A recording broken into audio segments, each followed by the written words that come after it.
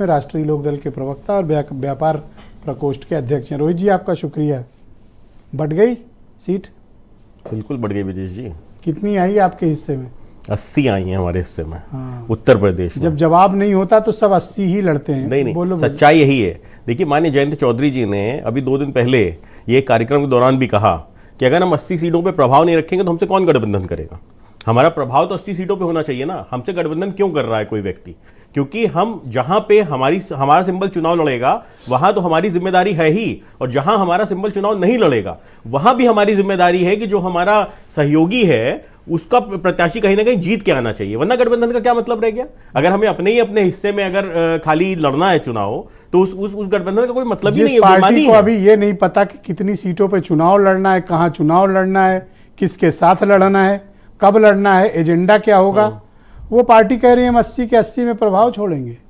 भाई क्लैरिटी तो दो। ब्रिजेश जी, हम इंडिया गठबंधन का हिस्सा हैं और इंडिया गठबंधन भारतीय जनता पार्टी के लिए सरदर्द बन चुका है। भारतीय जनता पार्टी को समझ में आ चुका है कि 2024 में वो उखड़ के फिकने जा रहे हैं, क्योंकि भारतीय जनता पार्टी के पास आज प्रत्याशी नहीं है चुनाव लड़ने के लिए। प्रत्याशी पूछ रहा है हम जनता के बीच में जाके बोलें क्या।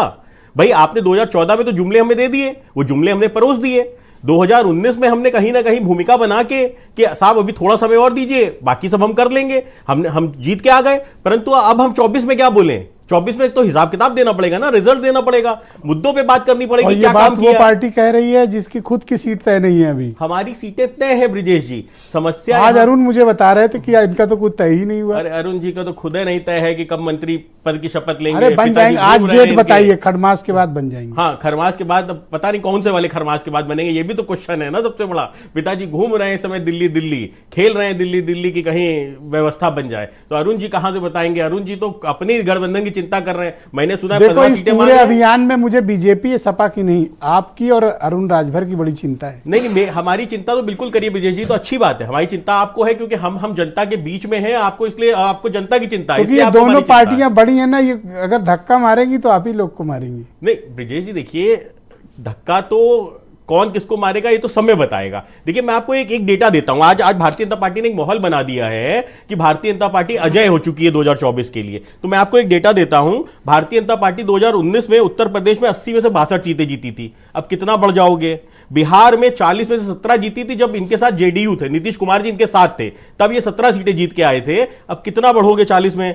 गुजरात में 26 जीते थे, अब 27 तो जीतोगे नहीं जब 26 सीट है वहां पे। तो मध्य प्रदेश में 29 में तो 28 जीते थे, तो अब कितना बढ़ोगे भाई? एक सीट आपने छोड़ी थी विपक्ष के लिए, वो भी ले जाओगे। अपने मुद्दे की सुनिए सुनिए तो सुन तो लो। हाँ, राजस्थान में 25 और 24 जीते थे। आप स्कोप बताओ कि अब तुम्हारे पास कहां है भैया? आरएलडी का सबसे बड़ा मुद्दा क्या होता था, और यह है आज भी है। सुन लो भाई मेरे, गन्ना किसान एक आंदोलन ठीक से नहीं कर पाए कि गन्ना का रेट बढ़े, जो आपका कोर इशू था, जो आपकी ताकत थी, आज उसी पर चलने का आपका साहस नहीं है। हमने चेतावनी दी थी भारतीय जनता पार्टी को कि चौधरी चरण सिंह जी की जयंती के दिन तक अगर आपने 400 रुपए का रेट घोषित नहीं किया तो हम 26 तारीख को एक बड़ा आंदोलन करेंगे। और बड़ा आंदोलन हमने किया।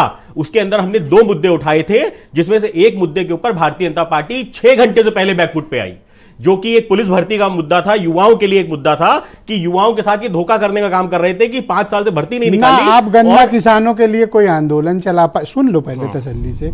न सीट तय है आपकी, न गठबंधन में क्या मिलेगा ये तय है, न एजेंडा साफ है, न प्रत्याशी हैं, और कह रहे हो बीजेपी को आपकी वजह से माइग्रेन का दर्द हो रहा है।